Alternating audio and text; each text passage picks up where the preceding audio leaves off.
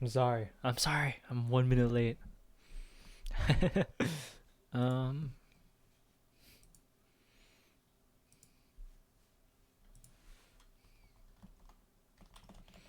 Hold on. I'm gonna post a quick stream notification.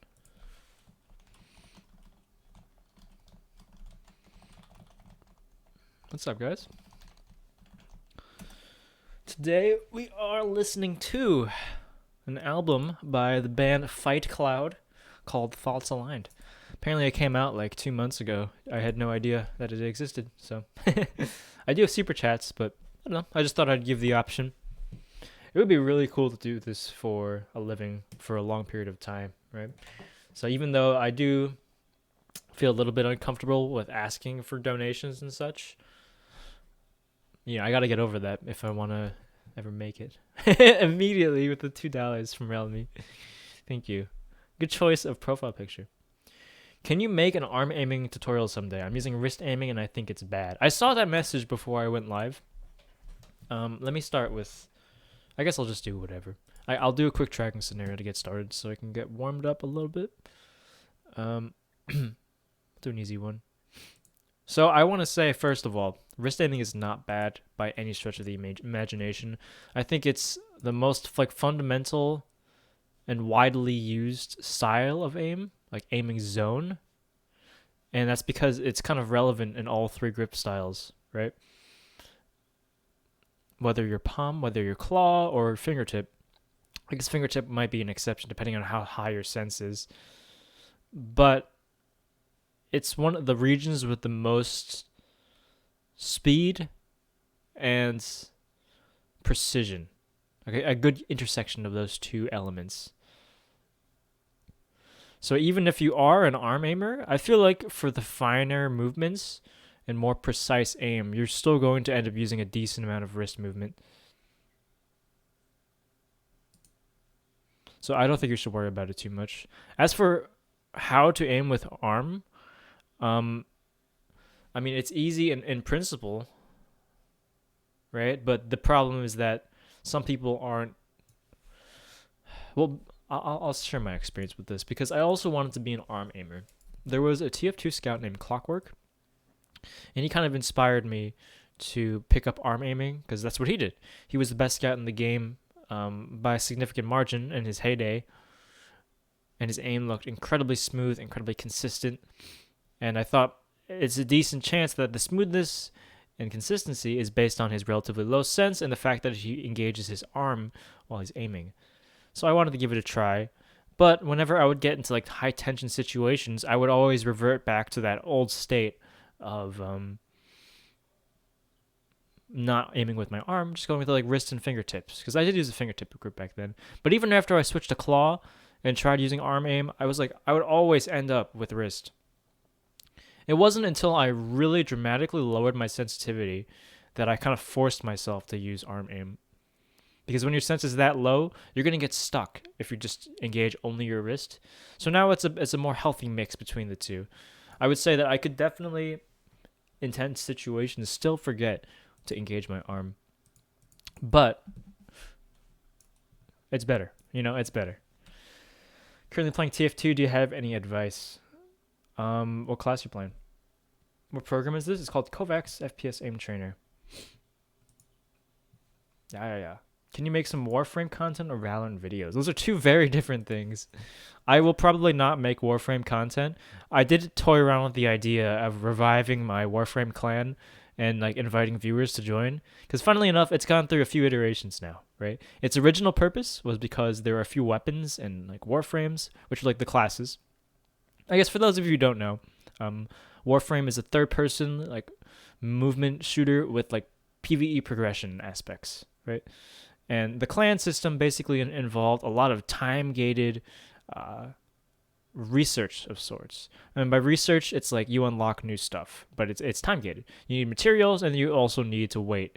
So I remember making a Google document like, this is what I need to do. I need to make all of these like room elements, connect all of these places together, get these research labs, and then after 14 days, I will have the best weapon in the game, which at the time was the Acrid, right? So that's what I created the clan for. I did it myself. I didn't want to leech off of another clan just because I'm a do-it-yourself person. But when I quit the MMO called Blade and Soul, we were looking for a game to play, and I had quit Warframe a long time ago because I was really sad when Movement 2.0 was introduced.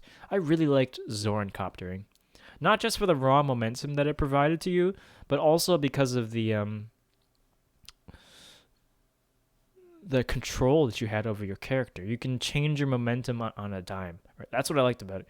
So I was not too happy to go back to it after what had happened, but I was pleasantly surprised. That aside, we repurposed the clan for that.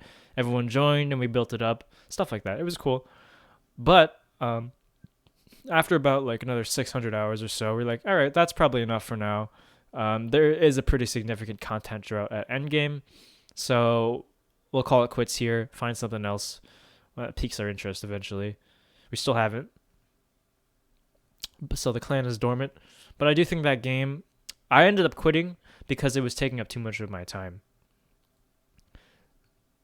It's just my personality to enjoy monotonous grinding and optimization. And as a result, that game was a killer for my free time. I will play Apex later today. I have a Valorant account, or if you need one, I don't like the game. Oh, I appreciate that, but I'm pretty sure that's a bannable offense. DPI does not really matter. It matters on the technical side of things. So basically, your sensitivity is a function of your DPI multiplied in some fashion by your in-game sensitivity, right? Of course, there's other factors like acceleration and Windows stuff, but for the most part, it's DPI times sensitivity in-game, right?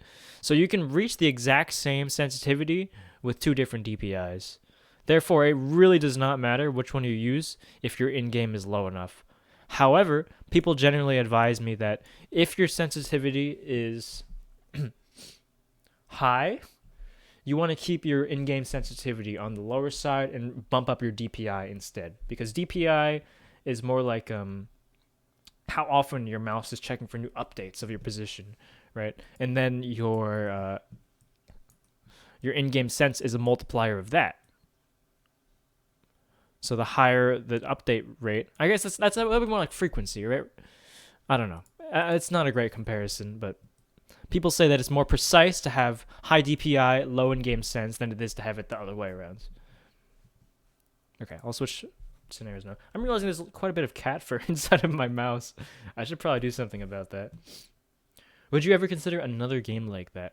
Not in the short term, but like I said, the reason I'm toying with the idea is because I can kind of justify the time commitment when it's with viewers and on stream, right?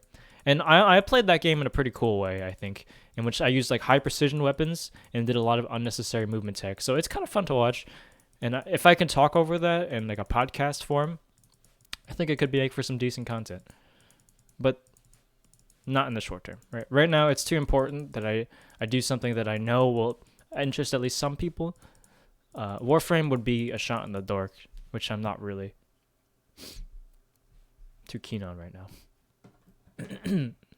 Amplifications cause distortions. Yes, that's a much more elegant way to put it by equal. All the questions about Valorant, I will play it if I get a key. Yeah, I've got well past the 10-hour maximum for my odds. I've just not had the RNG to get my key. Sad times. Sad times.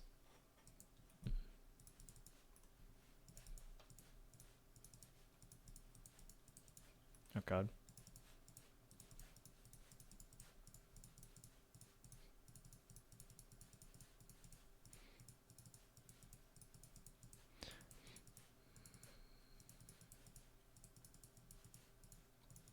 This is a horrible run. They keep moving as soon as I shoot.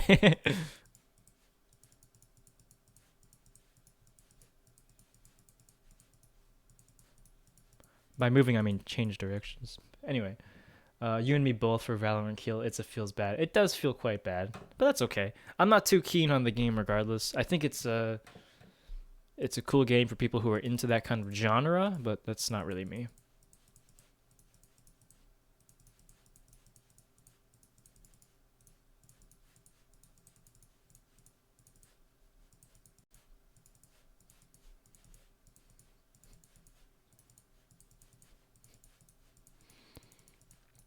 Someone in my Discord the other day asked the question, like, how do I find the perfect sensitivity? Or rather, I think the actual scenario was someone asked, why is it that I have off days sometimes? Like, why do I sometimes play really well and then the next day I do much more poorly?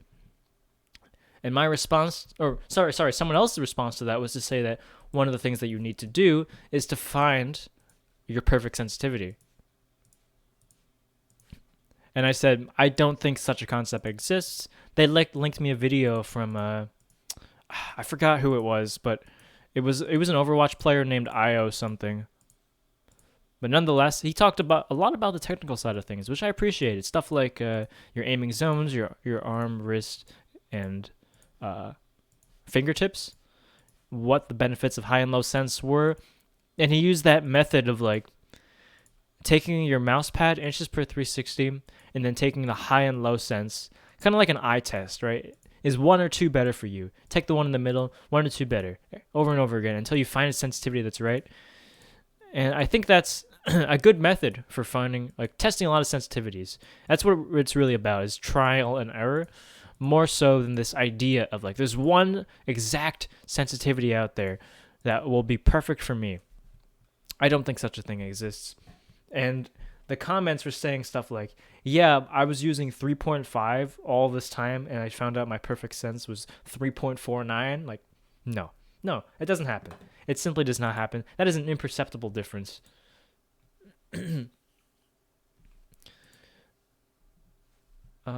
Use noise. Wait, what's going on here? It's me cranked. Hey, what's up? Wait, really? Statics has been cranked this whole time? I used to be Gold Nova 2 on CSGO when I played on a couch and laptop. When I went to an actual desktop, I couldn't keep the same rank.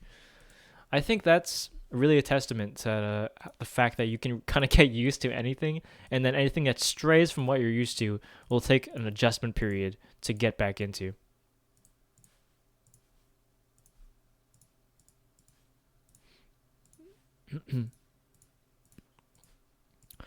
What was the only thing that was really interesting to me about that video was because I believe that you can get good with pretty much any setup and any sensitivity, right? There are obviously the extremes that will limit you in some regard, but you can still get good with anything. That being said, his contention was that when you have a sensitivity that's perfect for you, you require less warm-up time to get to your like maximum potential. I don't think my warm-up times are particularly atrocious or anything, but it's an interesting idea, one that I've never really considered. I've always thought about like maximum performance or just like general comfort rather than like how quickly you can reach your relative skill level. This is a HD 599 Sennheisers, the headphones. Could I get a suggestion for some light practice for aim training? I would look up Aimer7's guides for aim training because they give you a good list of scenarios. But it also depends on your game a bit. I wouldn't go as far as looking into his like game specific guides, but he does offer some like different styles of training and then different difficulty levels, which I think is a useful thing to have. Is Twitch stream gonna be origami? Okay, so I did an origami stream 2 days ago.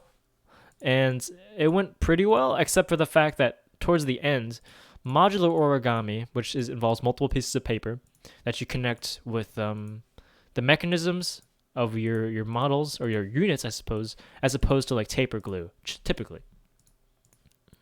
And when it comes to like complex modulars, it's usually that assembly part where things become difficult.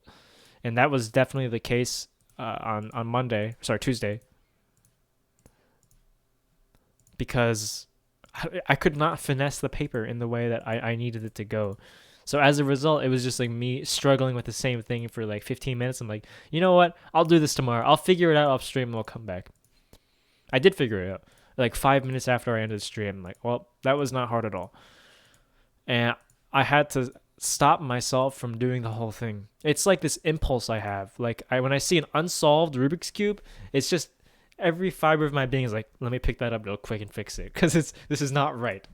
But I had to resist. I did 6 modules. I guess I can get it real quick.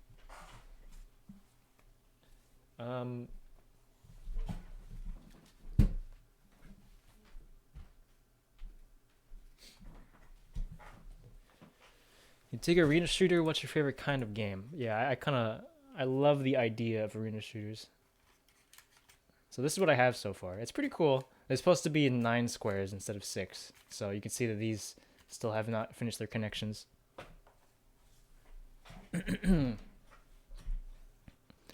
I really, really loved playing Diabolical while that was in closed beta.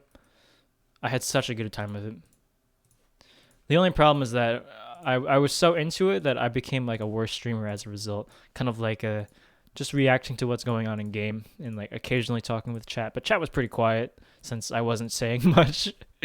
This kind of game I think is more like my style. Things not too much happening at a time, so I can really just do something that's a little mindless and talk to chat, kind of like in a podcast style. I think it's better for my brand of content and my strengths as a content creator. Speaking of content, yesterday I took a day off of streaming because I wanted to edit like the entire day. And God, it was a nightmare. So when I first picked up content creation, a good friend of mine recommended me the program Shotcut. I wanted the free editing software, couldn't find any that were like solid. So I'm like, give me a recommendation. He said Shotcut. I'm like, okay, I'll give it a try. He said it's pretty basic, but it's pretty powerful considering it's free. It was decent, right? It was decent, but I was getting really tired of all the bugs, all these sometimes you just couldn't add any more elements to the video. You had to restart the program, and it would happen seemingly randomly. The timeline manipulation was really awkward. Like, it wouldn't snap properly. There'd be like these awkward gaps in between things, and it became very finicky. It was very frustrating to use at a time. So I'm like, okay, I need something new. Stream, what are some recommendations? Someone said DaVinci Resolve. I'm like, okay, I'll give it a try. I did give it a try. It is dense. It is very dense with the learning curve. That's okay. I do not mind unintuitive if the product itself is very powerful, which I believe it is.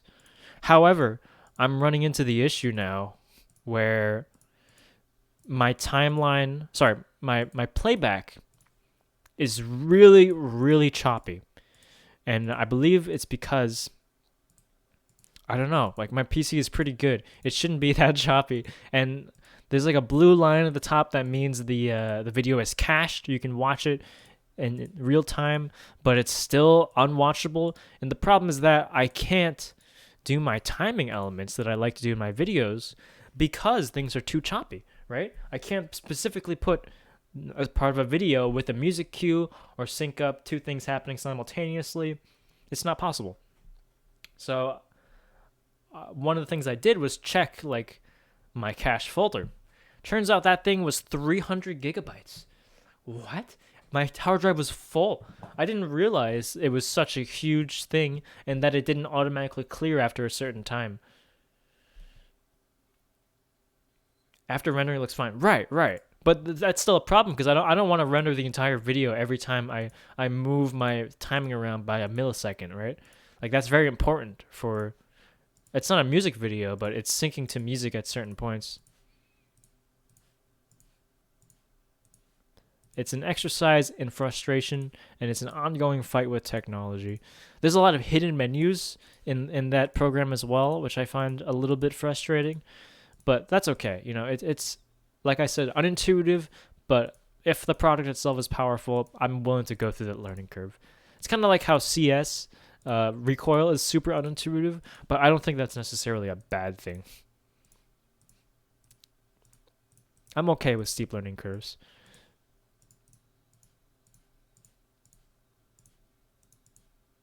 Whoopsies.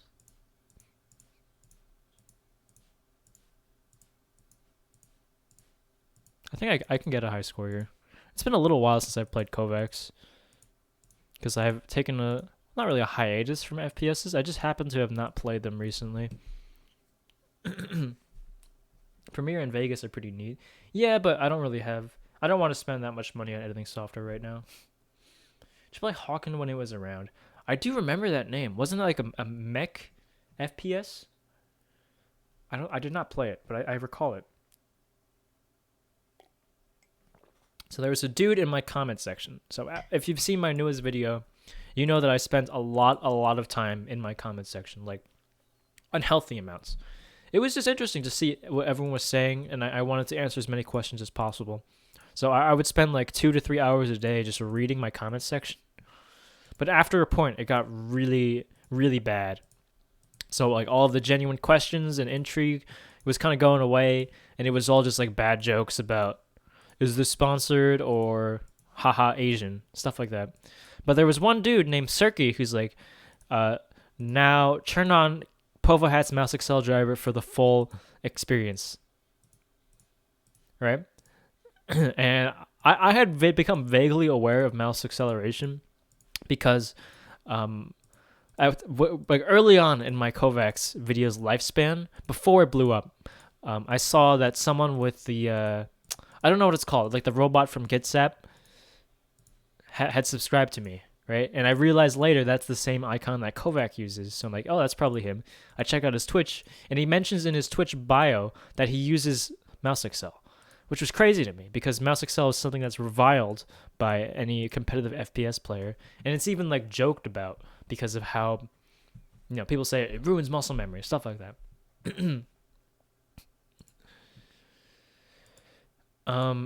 So yeah, that's how I became aware of what was so-called good mouse acceleration, but I never really thought about trying it until that person came in my comment section. I'm like, okay, I need a project to work on.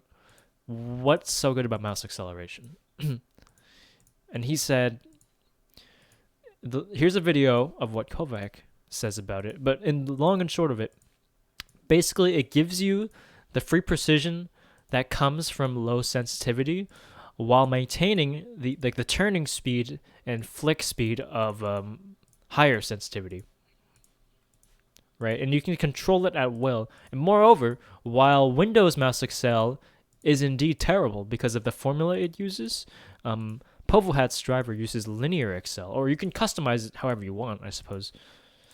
Therefore, it is something you can commit to muscle memory because it's consistent.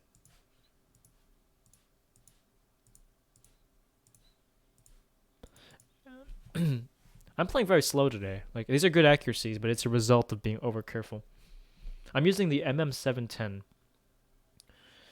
If you want a perfect mouse for tracking, try the G Pro wired. It took some time for me to get used to it, but holy shit, it's insane now that I'm used to it. Really? I'm aware of the G Pro wireless. I think that is a very, very good mouse. Humble Bundle had Vegas for $5. That's crazy. Yes, I used to play it all the time. Dang. I never got to try it. My TF2 main is Spy/Scout. Oof. I was not much of a Spy player. You'll have to look into other people for that. Scout is a really, really cool class, though. I don't know. It's just a very fundamental, heavy, like movement. The movement is so simple, but just because of the source engine for the most part, and like even though the double jump is just you press the spacebar twice, the way that you can implement it to be effective has a really high skill ceiling. And then this movement is also just like basic click timing with a shotgun, but having the consistency to do like good mid-range damage and like hitting those up close hundreds, it's not easy. It's like the perfect mix of fundamental skills implemented really well. I've not been able to play Valorant. G Pro Wired is a good mouse and a good sensor. Yeah. I've been wanting to play a little bit of this one, Pat Target Switch. I never really liked this scenario, but everyone else does, so. Oh, man.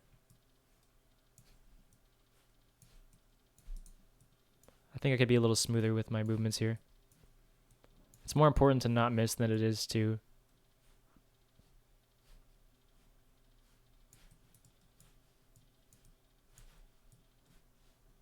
Oh. It's scary though, because if you miss too much, then you have to reload and you just look like an idiot for a bit.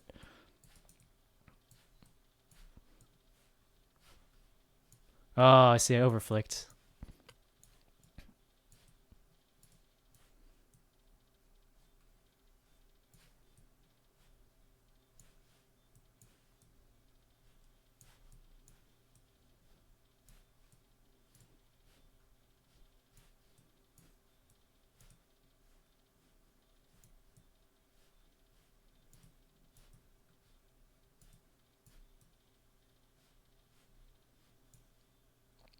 Not a very good score. How do you set this to friends only? I saw a friend of mine had it set to that, but I have no idea how it's done. Maybe it's in the options, but don't hold down fire. I think you should hold down fire if you're trying to get good. Are movement shooters your favorite genre? Because I've seen from your vids that you like TF2 from their movement as well as talking about arena shooters. Yes, I really, really like movement shooters. I'm so sad that I missed the boat on Tribes Ascend. I know that Total Biscuit was a YouTuber I used to watch a great deal back when he was alive. And he was a huge advocate for Tribes Ascend. And I didn't get it. I was a COD kid back then, COD and Halo. I didn't understand the appeal of like movement. So I played a little bit of it based off of his recommendation, but I didn't stick with it. And God, I wish I did, because I think like right now it'd be such a fun game to play. It's such a unique style of movement.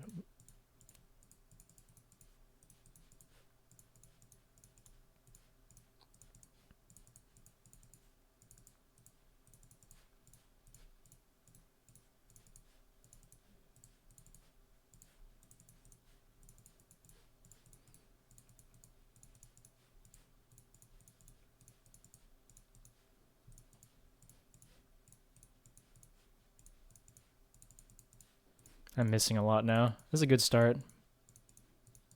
I've been kind of messing with hard aim recently, which is this idea of like really quick flicks, stopping on a dime directly on your target. In the past, I would be much more like smooth with it. I've seen people do this scenario is like kind of free flowing, just passing through all the dots. I don't know. I don't think I could do that. Is it worth playing TF2 as a beginner now? That's a tough one. I don't like casual TF2 as a general rule, and that's how you get into it, right? Getting into competitive is a really, really high barrier of entry. I wouldn't say that the community is, it's a little bit elitist, but it's hard to have like really low level, entry level competitive play because everyone is already so established. And all the people who are just getting into it usually get into it with the idea of just playing like dumb 2-4 pubs, right? I never enjoyed those, except like maybe a little bit of sniper. But it's just a mess, It's not fun for me. It's the movement and the death matching that made that game so interesting. Like not the silly demo night or hats. It's not for me. So breaking into that scene, like if you watch some high level like frag videos or Sixes gameplay and you think it's really, really cool, then yeah, give it a shot. Play some MG, play some jump maps. I think that'll be still fun. If you wanted to get into it casually, then like go for it. It's not dead yet. You can still find casual games on like anything you want. I'm too slow, damn. That's just not the kind of TF2 that I'd want to play for a large amount of time. Which, funnily enough, is the TF2 I did play for the most part because of my like competitive anxiety. I'm a wannabe TF2 player more so than anything else. Try TF2 Center, you can play comp style pugs. True. TF2 Center does allow for low level players to join, but the only people playing on it usually have at least 1,000 hours. And I think you actually need 300 hours to even queue up for the first time. Or something like a decent amount. It's not 0.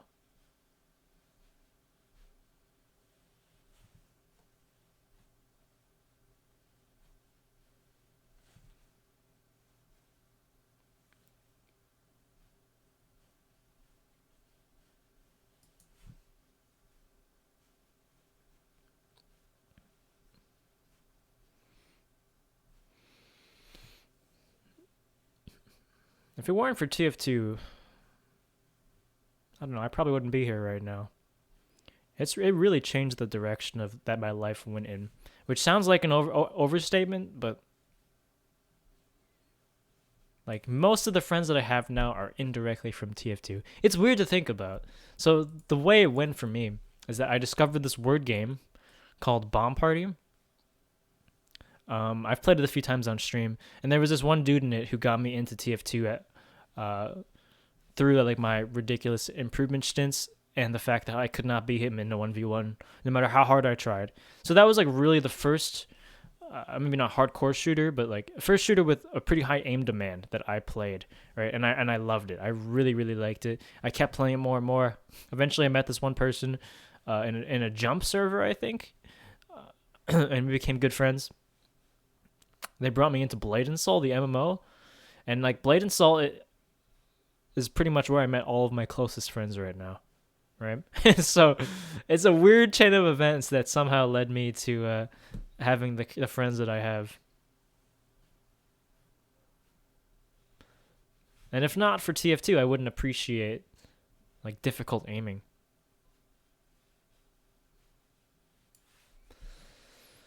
Close face fast straight. Yeah, it's an amazing scenario that I suck at so much that I don't really want to play on stream. The CPS, it's unimpressive. It's like 7.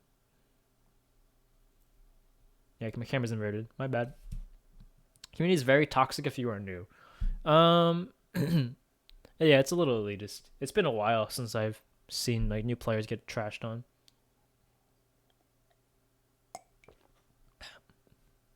You know, I think I probably could have been a teacher. I think it's something I could have enjoyed. Because I've been teaching people like all sorts of things throughout my time as someone who has teachable skills. But I guess the difference between like an educational teacher and someone who teaches like pen spinning and Rubik's cubing to friends is the difference in the sense that the student actually wants to learn. Right? I think that would drive me insane as a traditionalist teacher where the kids don't really care. They're there out of obligation more so than motivation to actually do anything. So maybe not. Maybe like a music teacher could have been sick though.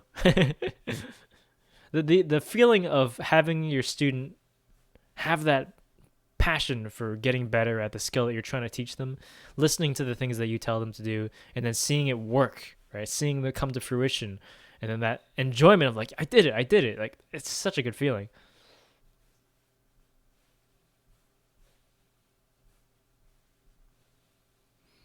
That's kind of what I based my entire existence in that MMO clan on. And then, I don't know, there are elements of it in my FPS experience as well. Trying to teach people how to rocket jump. And now, what I'm doing now. You gonna play Bomb Party? 1v on me? Never heard of you. Irrelevant. Is there more subs? Thank you. I need to get up more videos though. Like seriously, it's getting ridiculous.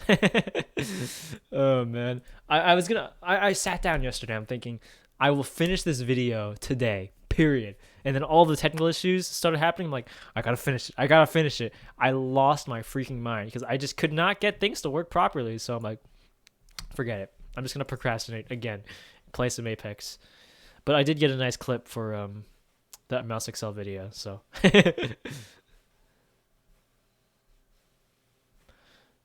so in the past I used to have this little how do I describe it, basically just a set of drawers that went on my desk towards the top in front of my mouse pad. And pretty recently I realized that it kind of limited the ability of my mouse arm to extend forwards, and it kind of felt awkward. I felt like I was always constrained even when I wasn't. So I got rid of it. And I decided afterwards, let me lower my sense as well. Like really engage my arm. It's been pretty sick. Having an adequate space is a pretty big deal, at least for my style of aiming, or my preferred style of aiming at least.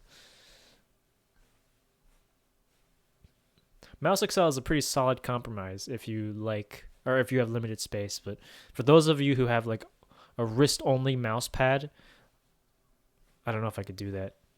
Like, I'd be decent still, because it's mostly technique, right? But it would be rough.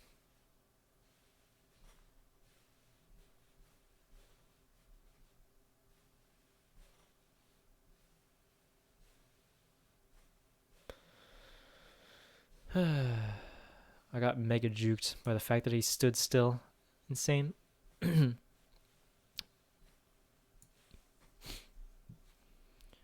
Did you get to sub 20 because I learned PLL and some OL? I just can't get that average. No, I never got that far. I am not very good at speed cubing, to be honest.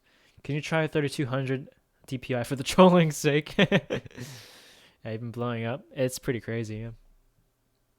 I'm a music teacher. It's fantastic when it's the student that made the effort to take the lessons. Yes. When the parents are making them take the lessons, it's hard to teach through the wall of no motivation. Exactly. I've talked about this quite a few times, but I hate the way that I was as a music student. I was that kid that never practiced and just like, so like, oh yeah, I had a lot of homework. I just couldn't do it, which was true. I did have a lot of homework, but I still could have made time, you know. Towards my final year in high school, I grew an appreciation for music, like as music, as opposed to like effectively a sport, right? Competition. But in my entire time taking lessons under someone else, it was always that motivation from like my parents or because of this competition coming up, right? And I wouldn't practice like at all, and then when the time came, I was just good enough. It's not anything to write home about. That's very sad. It's a real squandered opportunity and a lot of lost capital from my parents paying for those lessons. That's how it is with a lot of kids though when they take music lessons. Guys, if you want a lightweight mouse and a good sensor, try Exo Elite. It's a budget mouse and a good quality mouse. I have never heard of it actually. The Exo Elite is a Model O copy. I would just buy the Model O for $18 more. Oh, is it really? Let me look into it. Exo Elite. Oh yeah, this is blatant. Wow. Is this illegal? This is crazy. This is like like 1-to-1.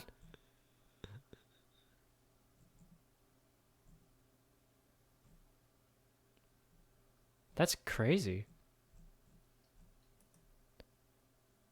$30. Jesus Christ.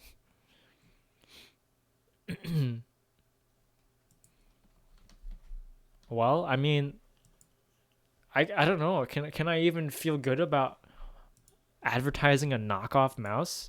Like it's so blatant.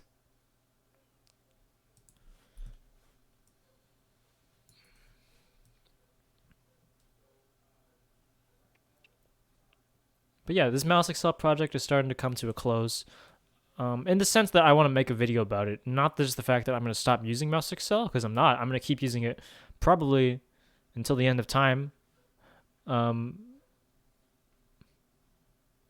but I will say that at first I definitely went too hard on the Mouse Excel, which it is really a testament of my personality.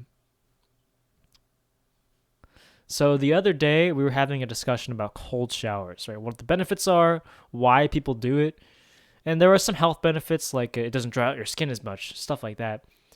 But there's also the benefits of like you don't stay in the shower as long, right? You don't waste that much time just sitting in the shower under the warmth, and you don't um that emptiness you feel as you exit a warm shower kind of happens at the start of a cold shower, where it's just the shock of like, oh man, it's cold. So I decided after being kind of curious about why people do it, I'd give it a shot. And people were saying like, you do it gradually, just take it at lukewarm and then bring it down. I'm like, you know what? I'm just gonna go into it. We're gonna jump into like a cold pool effectively, and I'm not gonna shy away from it. And I did do that, and it was rough. And that's kind of how what I did with Mouse Excel as well, where I just went for the pretty ridiculous level of acceleration right off the bat, to the point where it became very hard to get used to pick up for the first time because I went so hard. And if I went more gradually, it probably would have been a bit easier. And now I've reduced the acceleration curve a little bit, both in terms of the general sensitivity and the amount of acceleration that I have. And it's much more comfortable, to be honest. I think in an ideal world, people say like, yeah, the benefit would be you have this stupid low sense for tracking and precision, and then you have this stupid high sense for those like quick turns. And I just don't think it's as practical as you might expect. There are a few people who pull it off, but for the most part, um, that just a gradual amount of accel is useful and also reasonable. I mean, you can get used to anything, like I always say. I've taken 2 cold showers now, though. First one was indeed ridiculous. I just went as cold as possible immediately. And the only thing I could think about while in the shower was, wow, it's cold, and wow, I want to leave. However, there was this clarity that came like a cold bucket of water being dropped on your head, you know? There wasn't that kind of haziness that comes from having a warm shower. So I do think I'll probably try to keep getting used to it. But like when I wake up late, I'm like, I just need to take a shower. I'm like, I don't want to do that right now. So I've cheated on 2 days. I haven't kept up with it every single day.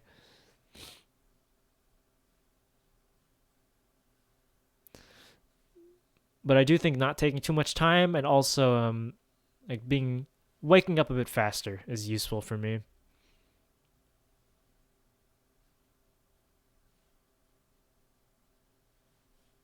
Oopsies. Really over adjusted there.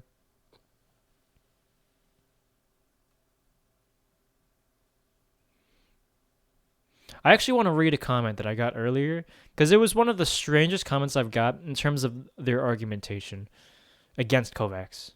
Because I don't think the guy's an idiot. I just think he's got very strange ideas, and I want to get you guys' take on it.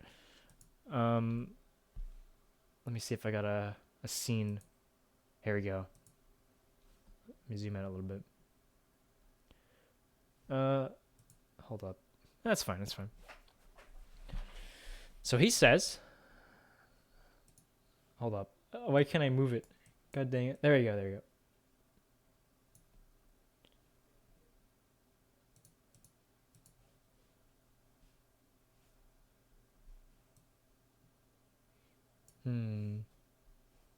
That's good enough. It's visible, yeah?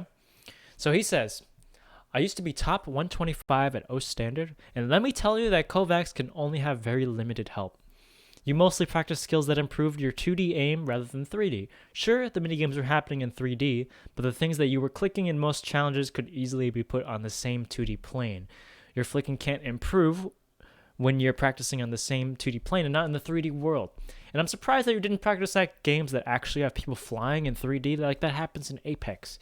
You're basically practicing neither 3D nor 2D.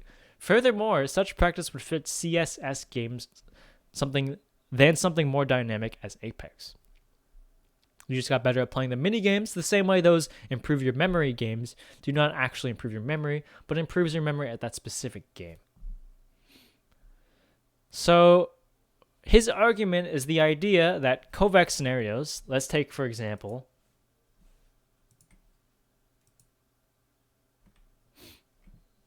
one wall, 6 targets TE. He's saying scenarios like this are so simple and can be put on a 2D plane that it might as well be 2D. But I say, I actually don't understand what you're talking about. Kovacs is 3D aim, full stop. 3D aim is defined by your mouse movement changing the position of your camera and therefore the crosshair to line up with your targets. Translating it to 2D aim would keep the camera static while the crosshair moves. It doesn't matter if it could easily be translated to 2D aim. As it stands, it's 3D. And I also make the analogy to OS that because he's a good OS player, I say that it's akin to stream practice maps that trains finger control, consistency, and stamina. And while people might argue that it's unrealistic, you develop technique that's translatable to any beats per minute, just as aim trainers build technique that can be translated to any FPS. So his final response: yes, it is 3D. What I want to say, however, is that your exercises were not focused on the target that is moving towards or away from you.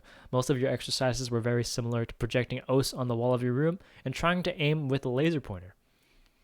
As for the things you mentioned, I would say fair enough. Overall, I do not understand how Kovacs could help you with tracking or strafing. I think literally everyone feels very silly when they have so much trouble tracking on low sense when it looks so easy, but I still do not see how your scenario would ever help with flicking.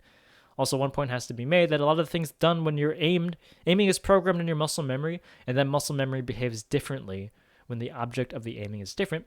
Go to OS right now and try to aim at a spot you say to yourself you're going to aim on the screen.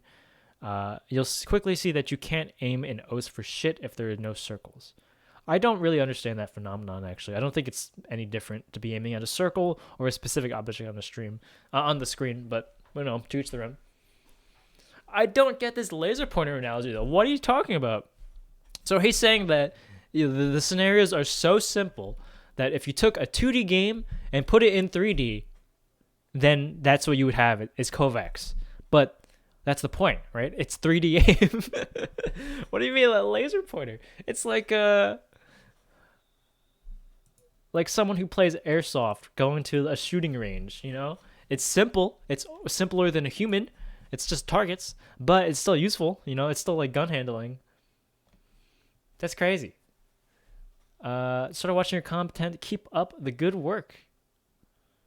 Thank you so much, dude. Thank you so much. Abdullah, aren't you the guy who asked me if I live with my parents like 40 times? I don't know. Like, he doesn't seem like an idiot. He's got an argument. I just don't get it, right? I don't think his argument makes any sense.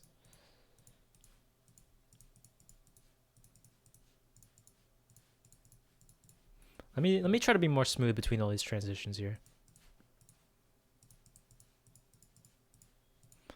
General pace will be a little slower, but more consistent is what I'm going for here.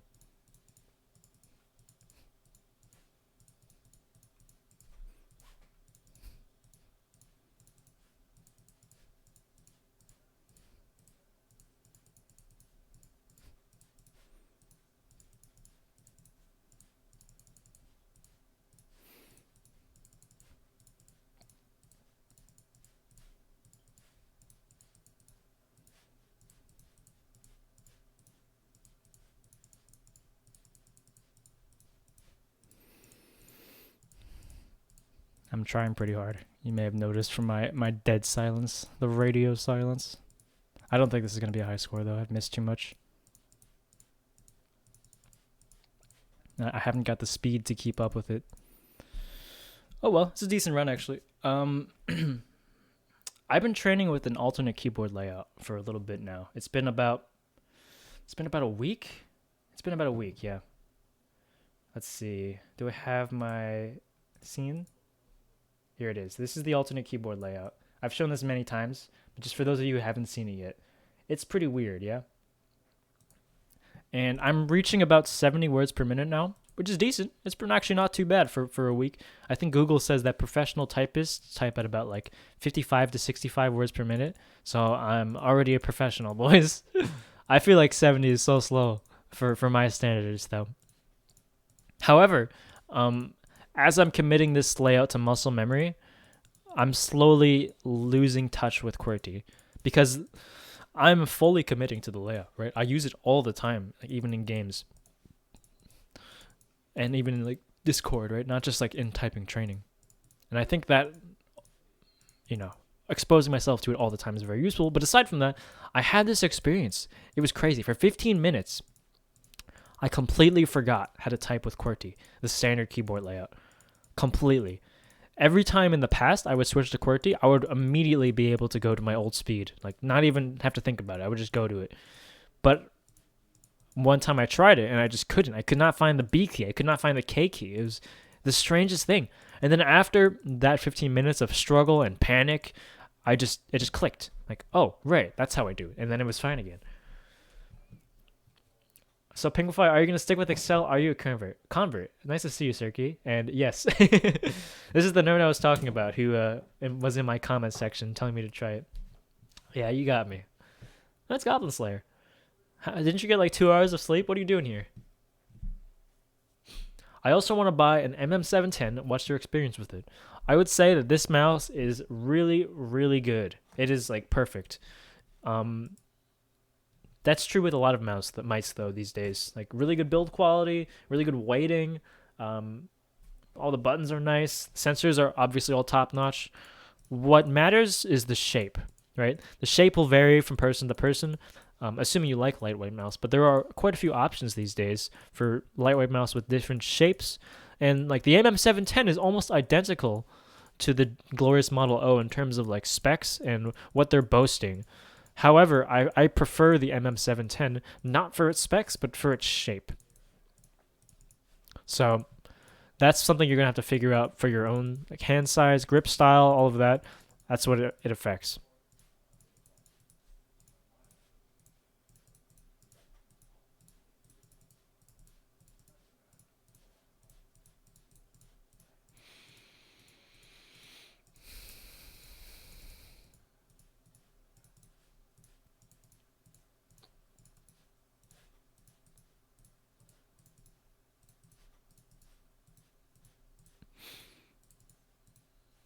Okay, it's almost been an hour.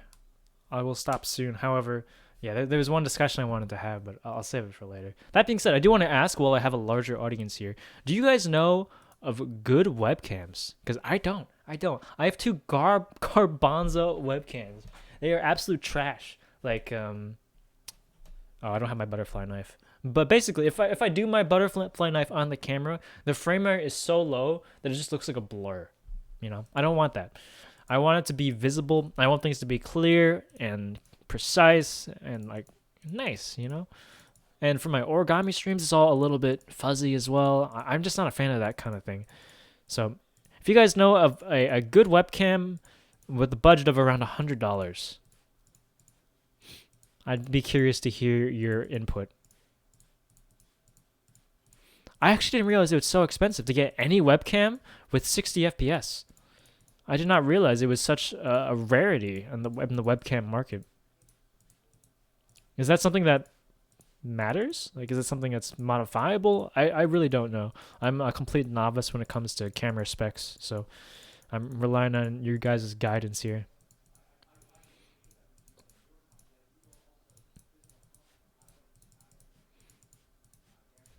It actually surprises me how well my newest video is doing. The improvement video about just me answering questions. Because I thought about it, I'm like, oh man, it's only got like 60K views compared to my like original video, but that's actually quite a bit. Especially when I look at, like, I watch a content creator named Ludwig. Sometimes I look at his older videos, and some of them have less than 60K. I suppose it's like lower effort, but he's a funny dude, you know? I'm just answering questions in a slightly edited format.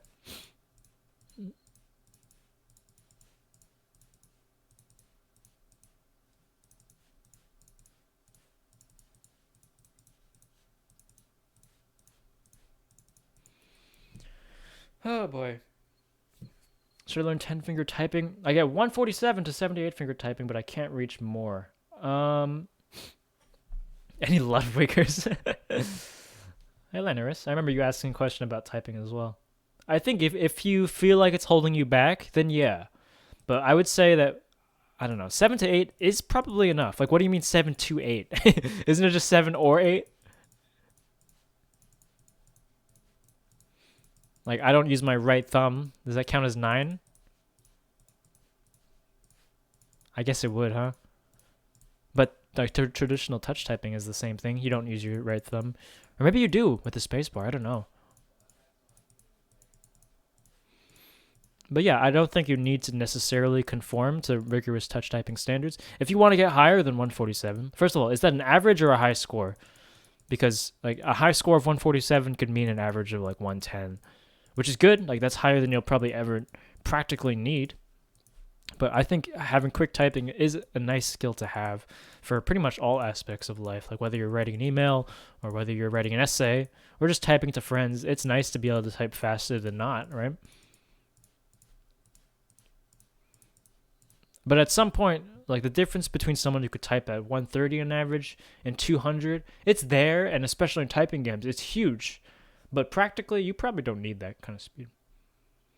Have you tried Warfork or Warsaw? No, I've not. I've not. Yes, I've seen some people that use their thumb for B as well.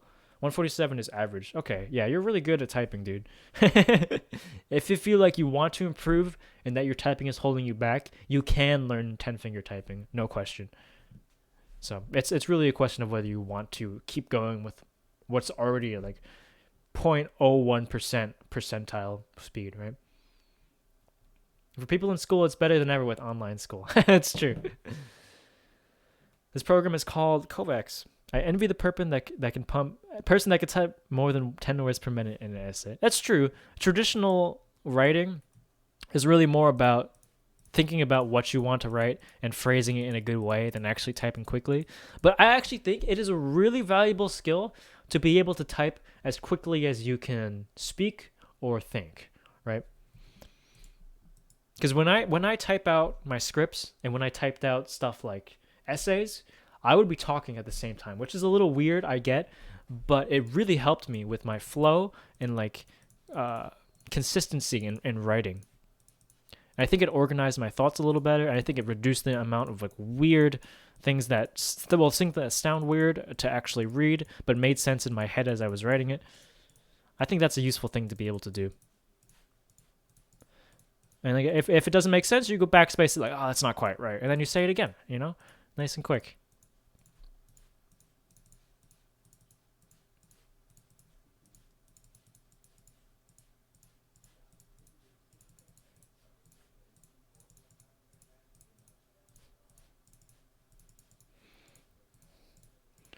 These Kovacs sessions on stream are really unfocused.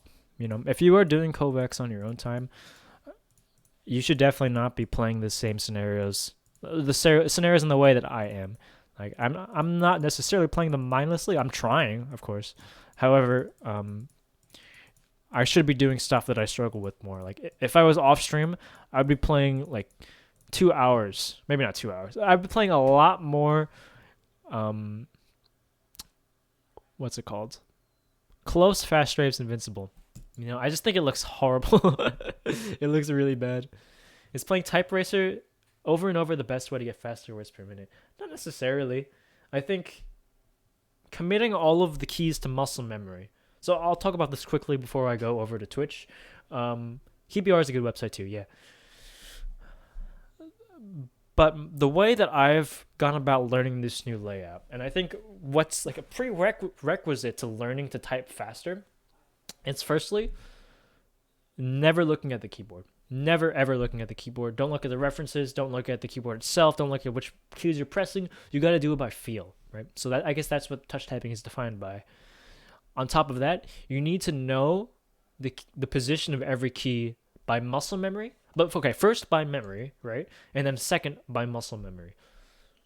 Meaning that you can think about it and like, okay, I know the key is right here, and then you press it. That's important for the starting phase. And then as you get faster, you need to do it without thinking about it. You just need to know, I need to press the G key, done, right? That is the difficulty though. Like especially with learning a new layout for me, it was really freaking hard to do that. Because I have to basically rewire my brain, right? But that's kind of how it is for people who have never learned how to touch type either. Because they've always been looking at the keys or like, I don't know, maybe thinking for every single key press. It's important to be able to do that. I would say that you should also attempt to type with as many fingers as possible. Not necessarily all 10. Like I don't think you need to go to that level of rigor. But I mean, if you're using like 4 right now, just go for 10, give it a shot. Maybe you can reduce it later if you find like you really hate typing with your left pinky or something. That's okay. You can get rid of it later. But it is important to learn to use as many fingers as possible because it's just by definition more efficient. There comes a point when like the difference between 8 and 9 fingers is pretty small if you are efficient enough and used to it. But like almost always, more fingers is better.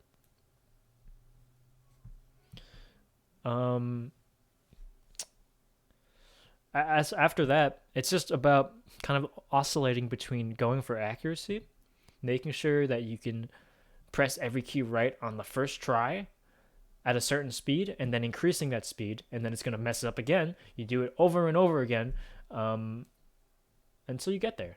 It takes time. Close strafes, easy, invincible. Close, fast strafes, easy. Oh, what's so easy about it? I see. It's slightly more muted.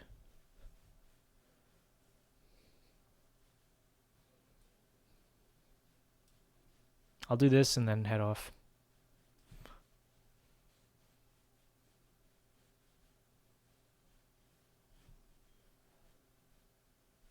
This is a good stepping stone. Thank you for the scenario, Toad. I think I've seen you around, like the Kovacs community.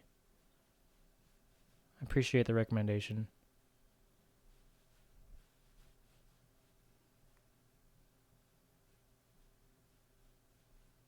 I actually think it's really cool that there's communities surrounding Kovacs. You know, it's like not even. I mean, it's technically a game, I suppose, but there's not really an objective. It's people who care about self improvement and people who care about high scores. You know, I'm not much of a high score hunter myself, but I certainly respect the people who do, who put in like endless amounts of repetitions to get that perfect run. Not a good score, not by any stretch of the imagination, but I will work on it. I'll come back to it. Still kind of impressed that Tyler one uses 2 fingers and gets like 100 words per minute. Yeah, it actually is really hard. You can't get good with anything, but you know, there's a limit. And you can see in his inaccuracy and his inconsistency, like what that limit is. Any tips for aim training exercises for Valorant? I might just recommend you play some CS aimbots. I don't really fully understand the mechanics of Valorant, but having that like timing your counter strafes to the one taps, you go back and forth, making sure you perfectly sync your counter strike with your left click was really important in CS, and I'm sure it's important in Valorant as well. Because otherwise, you're just going to be stationary every time you want to shoot. That's where I saw his weird way of typing. Is it the type eraser versus rectful thing? That's honestly a great video. I don't really like Tyler 1 as a general rule, but that video is top tier. Anyway, I'm going to end now. I'm going to move over to Twitch. I'm going to be playing... Actually, I'm going to finish up an origami model. I'll show off real quick. This one right here. It's some cubes that link together, and they move. It's pretty cool. And I need to add 3 more cubes on it. It'll probably take like 20 minutes or so, and then I'll play some Apex with some friends and ask questions about them. It'll be a good time. I'll see you on Twitch, hopefully. But if not, thanks for watching. Thanks for coming out. See you next time.